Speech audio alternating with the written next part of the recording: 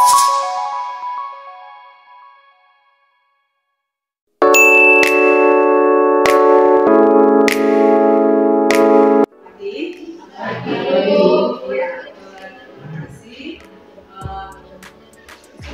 saya mulai pemaparan saya pada hari ini yang berjudul diseminasi budaya positif, marilah sebaiknya kita berdoa terlebih dahulu. Sekarang kita berdoa menurut kepercayaan dan agama kita masing-masing. Berdoa dimulai. Berdoa selesai. Ya, Bapak Ibu yang saya hormati, terima kasih atas waktunya pada hari ini, setelah ujian pada hari ini, Bapak Ibu masih mau meluangkan waktunya untuk mengikuti webinar kecil kita pada hari ini. Jadi di sini izinkan saya, Bapak Ibu, di sini ada Bapak yang saya hormati, Bapak Ibu Wakil Kepala Sekolah dan Bapak Ibu guru yang saya banggakan di sini. Jadi untuk hari ini saya berdiri di sini bukan karena saya hebat atau mungkin bagaimana saya pintar bisa melakukan penyebaran atau diseminasi budaya positif, tapi di sini kita Bapak Ibu kita berdiskusi bagaimana kita di sini bisa memudayakan atau melestarikan budaya positif yang ada di sekolah kita ini. Nah, jadi adapun di sini yang akan kita diskusikan, yang akan saya memaparkan di sini adalah diseminasi budaya positif atau penyebaran budaya positif di SMK Negeri 1 Gunung Sanggul. Nah, di sini sebelum kita masuk ke budaya positif, kita harus sama-sama terlebih dahulu memahami apa tujuan pendidikan menurut Bapak Ki Hajar Dewantara. Tujuan pendidikan itu adalah menuntut segala kodrat yang ada pada anak-anak agar mereka dapat mencapai keselamatan dan kebahagiaan yang setinggi-tingginya, baik sebagai manusia maupun sebagai anggota masyarakat. Oleh sebab itu, pendidik itu hanya dapat menuntun tumbuh atau hidupnya kekuatan kodrat yang ada pada anak-anak agar dapat memperbaiki lakunya, bukan dasarnya hidup dan tumbuhnya kekuatan kodrat anak. Jadi itu dia Bapak Ibu, tujuan pendidikan menurut Bapak KHD yang sesungguhnya adalah kita harus bisa membahagiakan mereka setinggi-tingginya. Jadi kita harus bisa mengajari mereka sesuai dengan kodrat zamannya. Kemudian kita sekarang masuk ke budaya positif. Ya, apa itu budaya positif? Budaya positif itu adalah nilai dan kebiasaan di sekolah yang berpihak kepada murid agar mereka dapat berkembang menjadi pribadi yang kritis, penuh hormat dan tanggung jawab sesuai dengan profil belajar Pancasila. Itu yang selalu dicanangkan Bapak Ki Hajar Dewantara, bahwasannya kita harus bisa menjadikan siswa itu memiliki akhlak sesuai dengan profil belajar Pancasila. Nah, untuk budaya positif itu sendiri mempunyai konsep utama. Konsep utama budaya positif yang harus kita tanamkan di sekolah kita ini, di SMK Negeri 1 Gunung Sanggul ini, ada tujuh yang terpapar, yaitu yang pertama perubahan paradigma belajar, yang kedua adalah disiplin positif, yang ketiga kebutuhan dasar manusia, yang keempat motivasi perilaku manusia, yang kelima restitusi posisi kontrol guru, yang keenam adalah keyakinan kelas, sedangkan yang ketujuh adalah segitiga restitusi. Jadi Bapak Ibu, ketujuh ini seharusnya kata Bapak KHD, dan ini yang sedang kita geluti, apalagi seperti saya di guru penggerak ini, harus bisa menanamkan ketujuh konsep utama budaya positif ini harus kita tanamkan di lingkungan sekolah kita ini supaya terwujudnya budaya positif di sekolah kita ini. Jadi yang untuk pertama adalah yaitu perubahan paradigma belajar. perubahan paradigma belajar itu dalam membangun budaya positif, sekolah dapat menyediakan lingkungan yang positif, aman, dan nyaman agar siswa mampu berpikir, bertindak, dan menciptakan dengan merdeka, mandiri, dan bertanggung jawab. Kemudian disiplin sangat berkaitan dengan kontrol hukum terhadap siswa. Jadi ini yang selalu sulit terkadang Bapak Ibu yang harus kita tanamkan anak-anak kita ini, masalah disiplin. Oke, nah jadi di sini bisa kita lihat di sini ada di sini ilustrasi supaya kita tahu apa sih maksudnya dari paradigma belajar ini. Ini bisa kita bayangkan untuk kita diri sendiri Bapak Ibu di slide jelas tertera, mari kita sama-sama mencermati. Anda dan teman Anda akan melakukan kegiatan kita dengan teman kita, bisa kita bayangkan. Jadi judulnya adalah cobalah buka. Seperti ini dia Bapak Ibu, sama-sama kita lihat. Anda adalah A. Tugas Anda adalah mengungkapkan salah satu tangan Anda. Coba Anda bayangkan bahwa Anda menyimpan sesuatu yang sangat berharga di dalam kepalan tangan Anda, kita ini. Di dalam kepalan tangan kita ini ada sesuatu yang berharga. Nah, Anda perlu menjaga benda tersebut sekuat tenaga Anda karena begitu pentingnya untuk kehidupan Anda. Nah, tugas B ini teman kita adalah mencoba dengan segala cara untuk membuka kepalan tangan Anda. Teman Anda B ini bisa melakukan apa saja, misalnya membujuk, menghardik, mengintimidasi, memarahi, menggoda, menggelitik, bahkan menawari Anda dengan uang agar dapat bersedia membuka kepalan tangan Anda. Jadi seperti ini dia Ibu. Misalnya kita ada, bisa kita bayangkan kita memegang sesuatu yang ada di dalam kepalan tangan kita. Nah, tangan teman kita ini ingin mengetahui, dia artinya kepo lah, seperti itu, dia mau tahu apa sih dalam tangan. Jadi dia segala cara bisa dia akan bisa lakukan.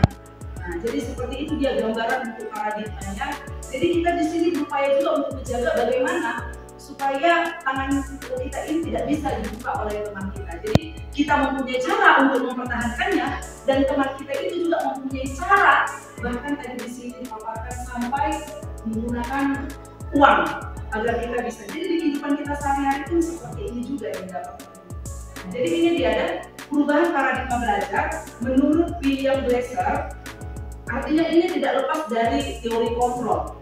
Nah, di sini dibuat ada, bisa kita lihat Bapak Ibu dari pemaparan tadi tersebut, ilustrasi itu, ilusi guru dapat mengontrol guru.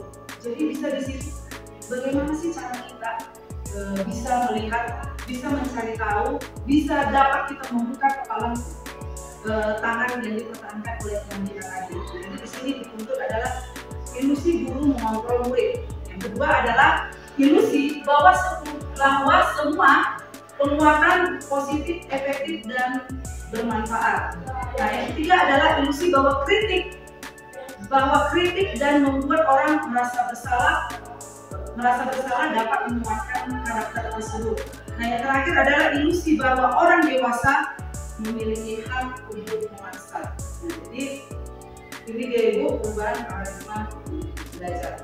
Nah, kemudian yang kedua ada tadi itu budaya positifnya adalah disiplin positif. Nah, apa itu makna disiplin? Jadi menurut Bapak Ibu, apa sih yang dimaksud dengan disiplin? Apa itu disiplin? Yang kita tahu lah selama ini disiplin itu apa? Tepat waktu. Ya, itu contoh dari disiplin tepat waktu menurut Ibu Masmu. Ya, coba Ibu Ici. Ada peraturan. Iya, taat pada peraturan. Yes. Kemudian siapa lagi? Bapak Virgo? Iya. Tanggung jawab. Iya. Jadi berkaitan semuanya ya Bapak Ibu ya. Jadi kita sama-sama lihat apa sih makna disiplin yang sebenarnya adalah. Disiplin adalah kemampuan dan memerintah diri sendiri dalam mengontrol dan menguasai diri untuk memenuhi tindakan yang mengacu pada nilai-nilai yang kita hargai dengan penuh tanggung jawab tanpa perintah orang lain. Nilai-nilai yang kita hargai adalah nilai kebajikan, sifat positif manusia yang merupakan tujuan mulia yang ingin dicapai setiap individu, yaitu nilai-nilai dalam belajar Pancasila. Nah, jadi artinya disiplin itu adalah kemampuan kita dalam memerintah diri sendiri. Artinya apa itu? Inisiatif ya. Disiplin itu tanpa diperintah, tanpa ada aturan yang mengikat kita, harusnya disiplin itu sudah bisa kita tanamkan kepada diri kita sendiri atau kepada siswa itu sendiri. Oke, selanjutnya yang ketiga adalah kebutuhan dasar manusia. Ya, kebutuhan dasar manusia ini ada 5 Ibu. Ini kebutuhan dasar manusia, artinya kebutuhan dasar siswa. Siswa itu dia butuh kebutuhan untuk bertahan hidup atau survival. Kebutuhan untuk bertahan hidup. Yang kedua adalah dia butuh cinta dan kasih sayang atau belonging. Yang ketiga dia butuh kebebasan atau freedom. Yang kelima keempat dia butuh kesenangan, yaitu fun. Yang terakhir dia butuh kekuasaan, power. Ini yang harus Ibu sama-sama betul. Saya pun baru tahu juga seperti ini setelah mengikuti pendidikan di CIB, bahwasanya kita juga harus mengerti apa sih yang menjadi kebutuhan dasar siswa tersebut. Ini ada 5 itu yang harus kita pahami dan harus kita mengerti. Oke, selanjutnya ini ada dia supaya dia bisa kita tahu ilustrasinya dari kebutuhan dasar manusia itu. Ada ilustrasi di sini Bu.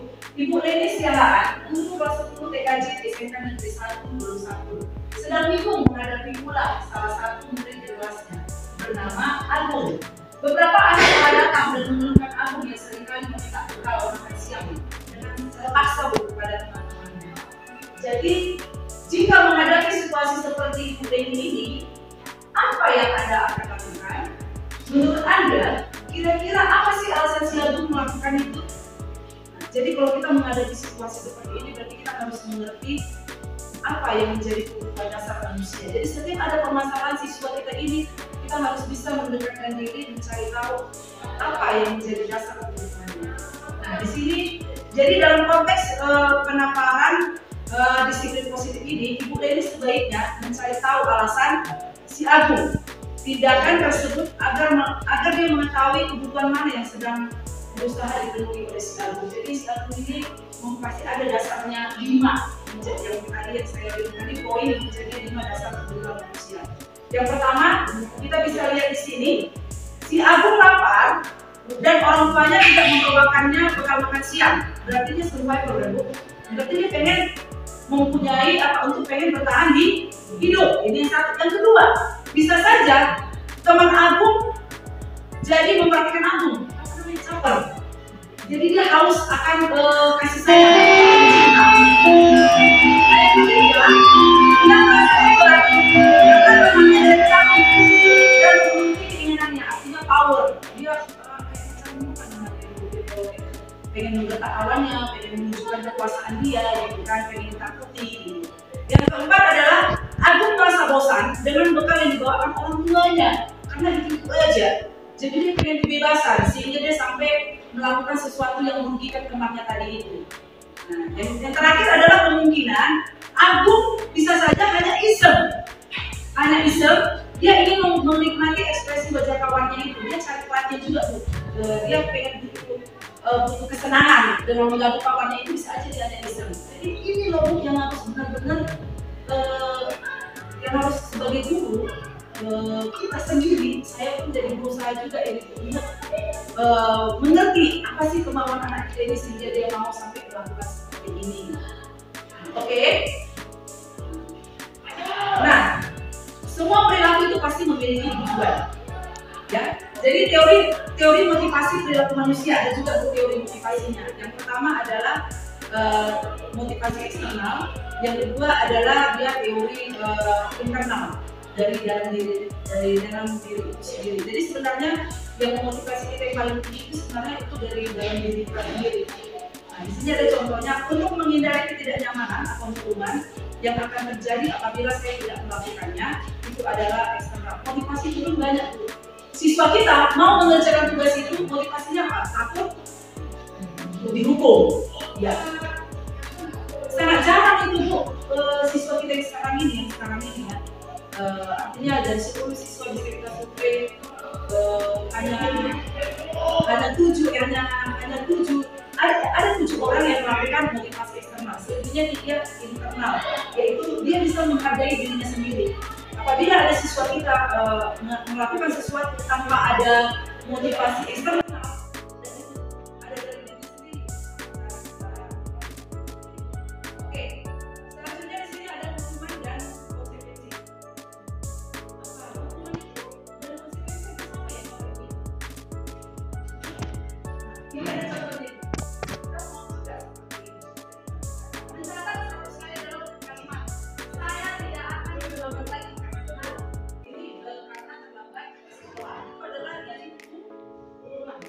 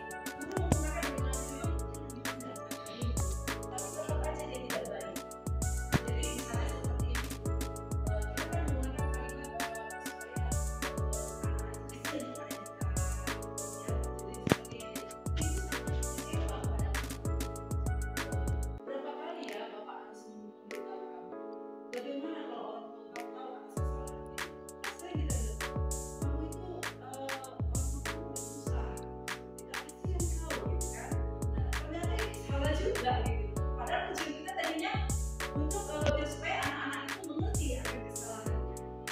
Oke, lanjut. Ini adalah posisi guru sebagai teman. Kita teman kepada guru menggunakan kalimat persuasif dan intonasi nada suara yang lama untuk mengontrol murid ini. Ya. Nah, jadi kadang-kadang guru menggunakan juga supaya dia tidak ada seperti ini kalian, ayo belajarlah. Ini bapak. Karena seperti itu, ibu, ayo belajar. Ya sudah, kali ini nggak apa-apa, dimaafkan. Sudah kerjakan PR-nya. Kadang-kadang tidak bereskan kembali ya. Itu adalah posisi sebagai teman. Tapi tetap aja tuh, ini juga tidak baik membuat anak itu menjadi tidak ada artinya disiplinnya juga kurang juga. Makanya makanya seperti ini. Nah, kemudian pemantau bu, pemantau.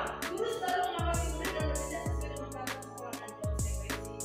Selalu seperti itu. Dia selalu memantau memberikan berdasarkan aturan yang sudah disepakati. Jadi kalimatnya adalah seperti ini. Dia membuat kegiatan seperti yang terjadi antara yang sebelum-sebelumnya. Peraturannya apa? Apa yang telah kamu lakukan? Terus konsekuensinya apa sekarang melakukan seperti ini? Itu adalah pemantau. Dia nilai apa testing, dia mereview seperti ini. Nah, oke, selanjutnya adalah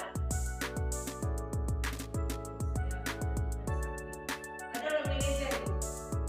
Ya, yang terakhir adalah manajer. Jadi kalau manajer ini sifatnya dia mengajak siswa itu berdiskusi, memberikan solusi atas permasalahan yang dia hadapi. Misalnya seperti oke, manajer itu kan pemimpin ya. Dia mengajak siswa itu, jadi menurut kamu setelah semua apa yang terjadi solusinya apa?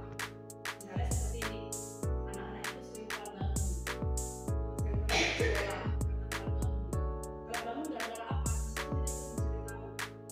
Saya mungkin main game sampai malam, mungkin scroll TikTok gitu. Setelah dia cari tahu, maka siswa itu mengerti bahwasanya itu salah. Maka si manajer ini, si guru ini, posisi manajer mengajak diskusi siswa itu apa yang harus kamu lakukan. Dia akhirnya mencari solusi bersama menyelesaikan masalahnya. Itu dia manajer. Jadi ketika tadi memahami kebutuhan dasar setiap siswa, langkah yang harus dilakukan adalah dia harus menerapkan disiplin maka tidak lepas dengan posisi guru tadi tersebut. Maka oleh karena itu, maka dia harus membuat sebuah keyakinan kelas. Keyakinan kelas adalah nilai-nilai kebajikan atau prinsip-prinsip universal yang disepakati bersama ini.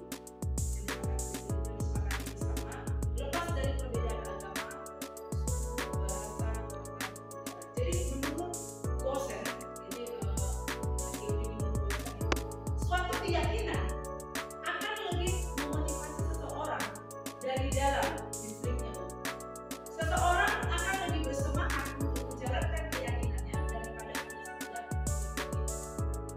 Jadi seperti ini dulu siswa itu ternyata tidak suka dengan aturan-aturan yang kita lakukan kalau dilakukan secara sepihak. Maka ini dilakukan sebuah keyakinan kelas di mana siswa itu juga setuju dengan aturan yang kita buat secara bersama-sama. Itu disebut dengan keyakinan kelas. Jadi mulai sekarang ya sama-sama begitu belajar, tidak seperti itu lagi. Nah, oke, ini yang terakhir itu ada segitiga restitusi. Segitiga restitusi adalah suatu proses dialog yang dijalankan oleh guru atau orang tua agar dapat menghasilkan murid yang mandiri. Ini dia segitiga restitusi. Ini juga tidak lepas yang paling penting adalah teori kontrol, posisi kontrol yang memberikan itu. Setiap permasalahan yang dilakukan siswa di sekolah, kita harus bisa terapkan segitiga restitusi. Segitiga restitusi ini adalah dia sebuah proses dialog mengajak siswa untuk berbicara, mengkomunikasikan apa masalah yang dia hadapi sampai dengan solusi masalah yang kita dapatkan. Seperti itu. Nah, jadi ini dia ada segitiga restitusinya. Yang pertama adalah menstabilkan identitas. Yang kedua adalah validasi tindakan yang salah. Yang ketiga adalah kita harus menanyakan keyakinannya. Contoh contohnya kalau kesadaran identitas, setiap orang pasti pernah melakukan kesalahan. Itu harus kita tanamkan kepada siswa. Artinya apa? Kita harus bisa mengerti. Ya, setiap orang juga pernah melakukan kesalahan. Ya, bapak juga, ibu juga pasti pernah melakukan kesalahan. Tapi kita mengerti. Kamu bukan satu-satunya yang pernah melakukan ini. Supaya anak-anak itu terbuka kepada dia. Ini yang pertama yang harus kita lakukan. Tapi dia menstabilkan identitas. Yang kedua adalah langkah yang harus kita lakukan sebagai guru adalah validasi tindakan yang salah. Misalnya, kamu tentu punya alasan kan, kenapa kamu melakukan hal itu? Misalnya cabut, atau mungkin keluar ke sekolah, atau mungkin tidak mengerjakan tugas. Nah yang kedua, ada nggak cara yang lebih efektif untuk mendapatkan apa yang kamu butuhkan? Kita melawari kepada dia. Siapa tahu dia bisa terbuka kepada kita. Yang terakhir adalah setelah ini didapatkan, kita menanyakan keyakinan. Ayo, setelah semua yang terjadi, keyakinan kelas apa yang telah kita sepakati sebelumnya? Contoh, dia tadi tidak mengerjakan tugas, padahal kita sudah mempunyai keyakinan kelas sebelumnya. Apabila tidak mengerjakan tugas, kan seperti itu ya. Apabila tidak mengerjakan tugas, maka akan tinggal di kelas ini mengerjakan tugasnya selama berapa menit. Nah, kamu ingin menjadi orang seperti apa? Kita ajak dia bicara, apa sih tujuan hidupnya? Nah, kira-kira seperti itu. Jadi ada 3 dia yang harus kita lakukan. Nah, untuk yang menstabilkan identitas seperti itu tadi, ini adalah untuk membuat anak itu yang merasa gagal, anak yang merasa gagal tadi berbuat salah terhadap berbuat salah menjadi positif terhadap dirinya. Tadinya kan anak tersebut sudah salah ini, sehingga dia takut. Dan yang harus kita lakukan sebagai guru adalah kita harus menanamkan supaya dia tidak takut dan dia harus menjadi yang positif untuk dirinya sendiri. Nah seperti ini. Tadi dia berbuat salah itu manusiawi, dan tadi juga bisa bilang ya, itu pertama yang menstabilkan identitas. Dan yang kedua adalah yang tadi itu memvalidasi tindakan yang salah. Nah, membantu murid mengenali apa yang menjadi kebutuhan dasarnya ketika dia melakukan kesalahan itu. Sama yang tadi itu 5 harus kita ketahui tadi itu ya, kebutuhan dasar manusia tadi itu. Kita harus mencari tahu apa sih yang menjadi kebutuhan dasarnya berdasarkan 5 yang menjadi hal yang paling penting kali untuk kebutuhan dasar siswa. Nah yang terakhir adalah menanyakan keyakinan kepada anak-anak tersebut. Kita ajak dia bicara, kamu menjadi seperti apa kalau kamu seperti ini. Nah terus menjadi apa sih solusi untuk masalah yang kamu hadapi ini, sehingga dia mau berbicara kepada kita. Memang Bu sangat sulit. Saya ajak terkadang lepas kontrol ya seperti ini. Padahal saya sudah menjalani pendidikan ini hingga yang menjadi momok dilema buat saya secara pribadi. Tapi hal ini Bu akan sulit dilakukan apabila 1 atau 2 guru. Mari sama-sama kita melakukannya sama-sama supaya kita tanamkan budaya positif di sekolah kita ini. Kita wujudkan budaya positif di sekolah kita ini dengan cara menciptakan lingkungan yang positif. Jadi itu dia Bapak Ibu yang bisa yang sharing kita di sini sharing ya Bapak Ibu ya, dan pasti kita sadari ini pasti sering kita lakukan, sering kita rasakan. Oleh karena itu mari Ibu sama-sama kita, karena saya rasa dan mustahil apabila 1 atau 2 atau 3 guru untuk melakukan hal ini, tapi kalau kita lakukan secara bersama-sama saya yakin budaya positif di lingkungan sekolah kita ini akan terwujud. Jadi marilah sama-sama kita lakukan, bekerja kita bersama-sama Bapak Ibu untuk bisa menciptakan budaya positif di lingkungan sekolah kita ini, SMK Negeri 1 ini. Jadi di sini ada sedikit Ibu, mohon izin saya di sini ada menunjukkan sebuah tontonan.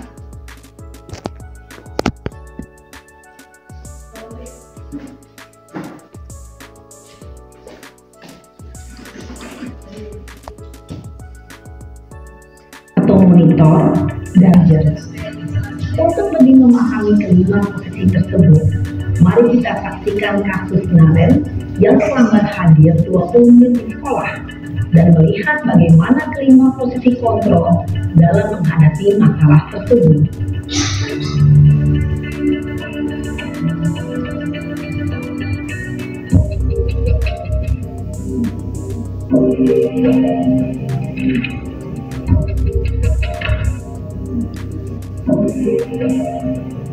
Naren! Sini kamu! Selamat pagi, Bu. Selalu terlambat. Kamu deh, pasti terlambat. Maaf, Bu. Saya... Apa? Apa coba? Alasan kamu apa lagi? Kapan sih kamu tidak terlambat? Malas sekali ya kamu jadi anak. Saya... Dasar pemalas. Gak kapok-kapok sih kamu. Sudah berapa kali terlambat? Sana, kamu keliling lapangan basket 2 kali. Kenapa saya harus keliling lapangan basket, Bu? Kenapa? Kamu melawan ibu. Berani-beraninya jawab. Sudah terlambat, masih berani jawab pula. Sekarang, keliling lapangan basket 5 kali sekalian. Biar kapok. Cepat. Pergi sana ke lapangan basket. Posisi penghukum biasanya berbicara dengan nada tinggi.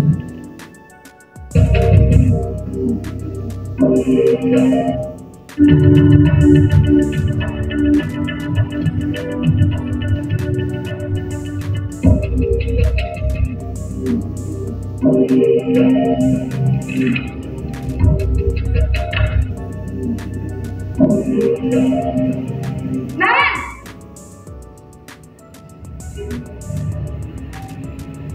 Selamat pagi, Bu. Naren, kamu kenapa terlambat lagi, nak? Ya Tuhan, Naren, kamu senang ya bikin ibu susah ya? Kalau kamu terlambat lagi, nanti ibu yang sekolah, nak. Disangka ibu tidak bisa membina kamu. Duh, gimana ini? Maaf, Bu. Duh, Gusti Naren, kamu suka ya kalau ibu tegur bapak kepala sekolah? Terus, sekarang ibu harus tulis apa ini di buku absen? Ini kamu sudah sering terlambat loh. Ibu harus apa coba? Maaf, Bu. Maaf sekali. Ya sudah, lain kali jangan bikin ibu susah lagi ya, nak ya. Ibu tidak akan susah begini terus. Bisa jatuhan kalau ibu tegur bapak kepala sekolah. Cara cepat, kelas. Maaf ya, Bu. Maaf sekali.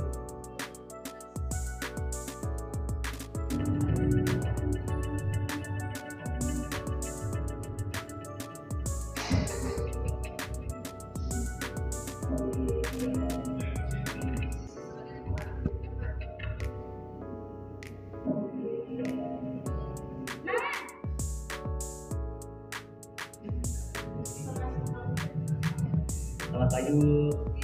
Wah, sudah jam berapa ini, nak? Selamat lagi ya, sayang. Iya, Bu. Habis ibu saya rumah bangunkan saya, Bu. Kamu malah menyalahkan ibu kamu. Kamu yang larinya paling kencang. Kok terlambat sih? Iya, Bu. Saya memang terlambat bangun tadi. Jadi, biarpun saya lari kencang, tetap gak terkejar, Bu. Ya sudah sana, nanti lain kali larinya lebih kencang lagi ya, biar gak terlambat lagi. Bikin senang ibu, demi ibu, bisa kan? Bisa lah, Bu. Ya sudah sana sekolah, ibu beresin urusan absen kamu. Kamu ini ada-ada saja. Dalam namun perlu disennya sehingga di lain waktu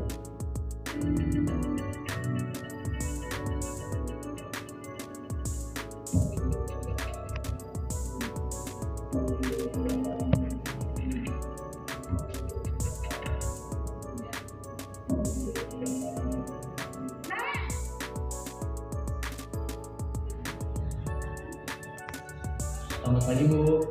Naren, apa pelajaran sekolah kita tentang jam berapa kita harus masuk sekolah, nak?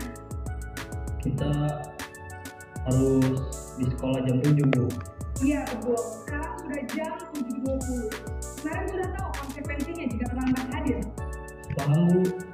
Saya harus tinggal kelas 4 jam istirahat selama 20 menit. Iya benar, konsekuensinya demikian. Jadi nanti jam 9.30 pas istirahat, kamu harus tinggal di kelas, kerjakan tugas tambahan untuk ketertinggalan kamu, ya. Baik, Bu.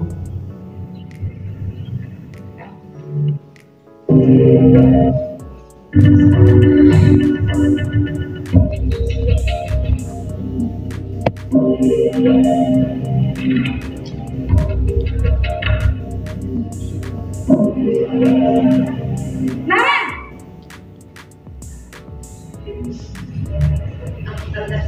Selamat pagi, Bu. Selamat pagi, Naren. Maaf, Bu. Saya terlambat. Iya, sekolah masuknya jam 7, sekarang sudah jam 7.20. Jadi sekarang bagaimana ini, Naren? Maaf, Bu. Saya lupa setel alarm saya semalam. Baiklah, menurut kamu, keyakinan sekolah yang mana yang perlu kamu tingkatkan? Menghargai diri sendiri dan orang lain mungkin ya, Bu.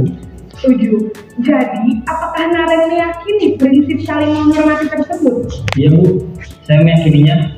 Apakah Naren bersedia memperbaiki masalah keterlambatan ini? Bersedia, Bu. Bagaimana kamu akan perbaiki masalah keterlambatan ini? Saya akan coba untuk tidak lupa menyetel alarm saya, Bu. Baik, kalau Naren lupa menyetel alarm di rumah, ada orang yang kira-kira bisa bantu mengingatkan tidak? Ada, Bu. Kakak saya, Kak Emma. Ada lagi selain Kak Emma? Selain Kak Emma, ada ibu saya. Baik, jadi yang mengingatkan Naren adalah Kak Emma dan ibu kamu ya? Kira-kira akan mulai setel alarm kapan nih, Naren? Setelah pulang sekolah, akan segera saya lakukan. Baik, jadi Naren akan setel alarm untuk bangun besok pagi dan akan diingatkan oleh kakak dan ibunda Naren ya.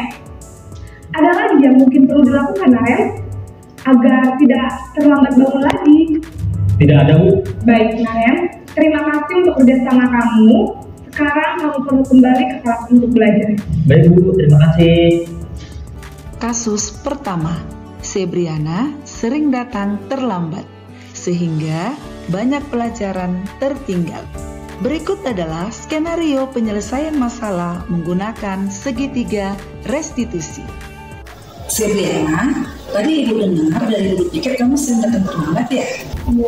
Menurut ingatan kamu, sudah berapa kali kamu terlambat? Sudah 7 kali, Bu. Dan terlambat itu sudah kesalahan. Baik, Sebriana, berbuat salah itu setiap orang pasti pernah berbuat kesalahan. Yang terpenting, kita mau belajar dari kesalahan. Kita harus berusaha untuk memperbaikinya. Apa kamu setuju? Setuju, Bu. Sebriana, kita cari solusinya bersama ya. Iya, Bu. Sebriana sering datang terlambat, pasti ada alasannya. Kenapa sih Sebriana sering datang terlambat? Karena saya sering bergadang, Bu, dan main HP, Bu, sehingga saya larut malam untuk tidur, Bu. Kamu tahu keyakinan kelas apa yang sudah kita sepakati? Tahu, Bu. Kamu terlambat datang ke sekolah sesuai dengan keyakinan kelas yang sudah kita sepakati tidak? Tidak, Bu. Menurut kamu, keyakinan kelas apa yang sudah kamu langgar? Disiplin. Menurut kamu, disiplin itu penting tidak buat kamu? Penting, Bu, karena membuat saya datang ke sekolah tepat waktu dan saya bisa menghargai waktu, Bu. Betul, menghargai waktu itu penting dan sangat bermanfaat buat kita. Seperti kita menghargai orang yang ada di sekitar kita dan pekerjaan kita jadi tidak menumpuk dan kita dapat melatih rasa kepedulian kita. Iya, Bu. Iya, Bu, saya menyesal karena sering datang terlambat. Saya mohon maaf, Bu. Oke, jadi sikap yang baik sudah kamu lakukan. Kamu sudah ditanggung. Nah, sekarang menurut kamu apa yang akan kamu lakukan agar kamu tidak terlambat lagi datang ke sekolah? Saya akan tidur lebih cepat dan tidak bergadang lagi, Bu, supaya saya tidak datang terlambat ke sekolah. Baik, Adriana, sekarang kamu sudah menemukan itu. Nanti ibu akan bekerja sama dengan teman-teman kamu ya, supaya kamu tidak lagi dalam sekolah. Nama saya Sebriana Sultan, kelas 11 TKJ. Terima kasih, Bu, saya senang diajak diskusi dengan Ibu Guru untuk mencari solusi dari kesalahan saya, dan saya akan berjanji tidak akan bergadang lagi supaya saya tidak terlambat datang ke sekolah lagi. Kasus yang kedua, Rodo tidak mengumpulkan tugasnya di kelas. Rodo mengantuk di kelas karena semalaman bermain media sosial. Berikut adalah skenario penyelesaian masalah menggunakan segitiga restitusi. Ini sih Bu, Ibu panggil dulu. Rodo tahu nggak kenapa dipanggil di sini? Dan saya tidak mengenal. Bukannya Rodo kemarin masih kemarin? Maksud Bu, tapi saya tidak melihat di sini. Begini ya, setiap orang pasti pernah melakukan kesalahan. Yesus sendiri juga pernah melakukan kesalahan.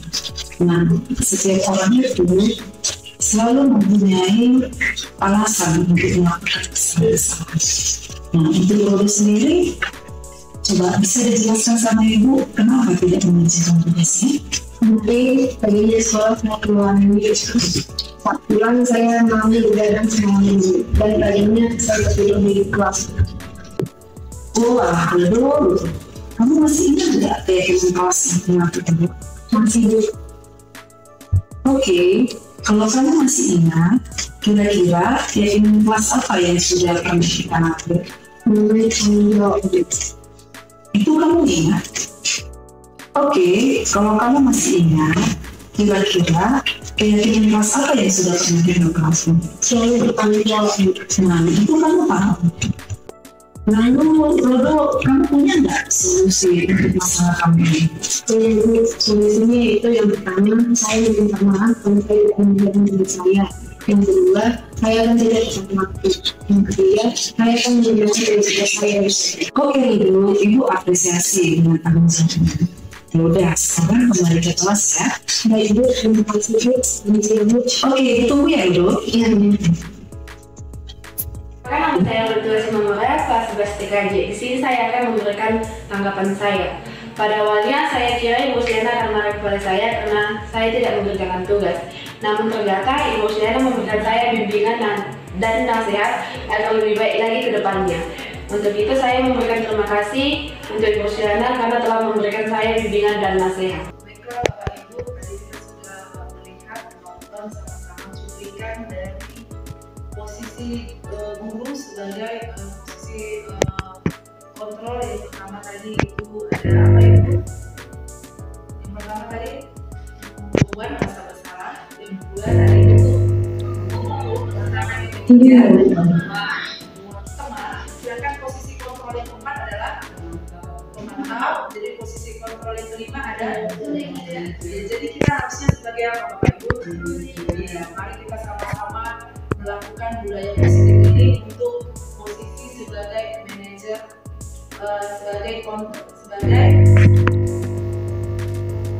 miliki sikap sebagai manajer, posisi kontrol dulu sebagai manajer, dan kita harus bisa menerapkan segitiga restitusi, bisa menghadapi atau memisahkan atau dikatakan untuk menghadapi siswa-siswa kita, apalagi siswa kita yang sedang mengalami masalah. Itu sama-sama disiplin yang positif. Kita wujudkan lingkungan, kita wujudkan budaya positif ini dengan menciptakan yang bisa saya paparkan. Apabila atau ada Bapak Ibu yang ingin bertanya? Pas. Nah, jadi jadi saya udahi dulu pemaparan penebaran budaya positif atau diseminasi budaya positif untuk sekolah kita yang tercinta ini, SMK Negeri 1 Lulusampung. Apabila ada tutur kata saya yang salah, mohon maaf, dan sekali lagi saya ucapkan terima kasih atas waktu yang sudah diluangkan untuk menghadiri webinar kecil kita ini. Jadi kiranya diseminasi atau penebaran budaya positif ini bermanfaat bagi kita semua. Terima kasih.